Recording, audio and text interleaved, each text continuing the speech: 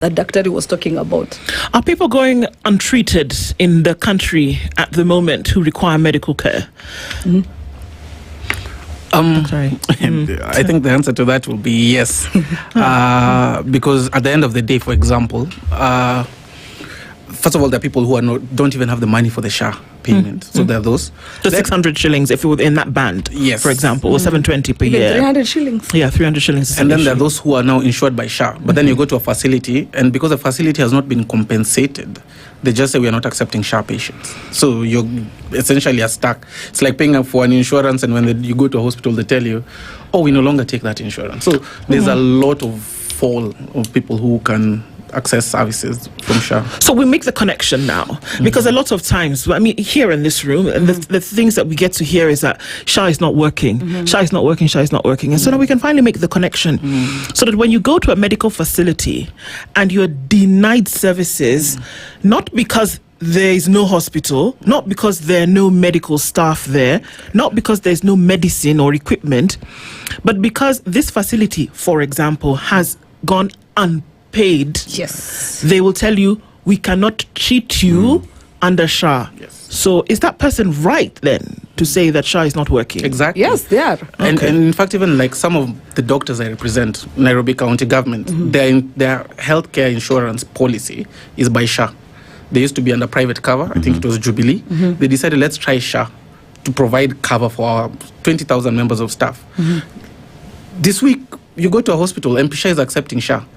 But then they haven't been paid for a while. Next week, when you come back, they have a policy out there, like no more SHA patients. Yeah. You go to Nairobi Hospital, same. Everybody same. And then now, when SHA compensates them a bit, then they can say, okay, fine, we can open our doors a bit more. So even the lack of reliability of cover for even our members, even for people who actually work and pay those that 2.75%, SHA is not working for them. Actually, the places that SHA is really working well, and we be honest with it, because a healthcare insurance provider has many aspects. Number one is collecting the money. I don't think there's a Kenyan who should be deducted SHA who's not getting deducted. The other place that SHA is doing really well sometimes is getting people to get free cover. This is the normal Mwananchi sometimes who gets it. But the healthcare system itself, both as consumers and as providers, are the ones bearing the brunt of the weaknesses of SHA. I'll give you an example. I come from Nyeri town constituency. And during the week, Monday to Friday, patients will be seen and SHA will cover. But when it comes to Saturday, they are told SHA is not working. They'll have to pay cash. Why? Because there's delayed payments to the healthcare providers. They have to look for a way and get some little cash to sort some of their few problems. Because by the time they wait for that SHA money to come, it may take a long period of time. And remember, these facilities have suppliers.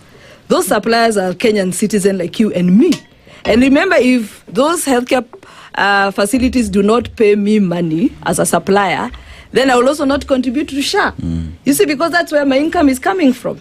So only recently that they have changed the system, but every mother walked into a healthcare center, they were first told to remove 200 shillings and then register for SHA, and then you can be seen by a doctor. But then when they go on a weekend, that is on a Saturday, they are told today, sorry, you have just to pay cash 100 shillings. There are those people, even that 100 shillings is difficult to come by. And definitely they will be denied access. So I'm just proving to you that it's true, that there are people who will literally not access any healthcare services because of how the system has been set. And remember now, healthcare providers will become creative. So they'll be saying maybe 3 days we use SHA and then 2 days we do cash, so that at least we'll be having some little money or some petty cash to keep us going by. But that is not how it was intended to be. So if only SHA can have prompt payment of those debt. SHA has way of ensuring that the fraud is minimized. They have a very good claims management, team to actually do that work and separate. Actually, what we had advocated for. The healthcare, the provider for insurance, that is SHA, should be separate from the person also doing claims. because you cannot not be one and the same body. Right. You get those two should have actually been separated. But when we introduced that recommendation again,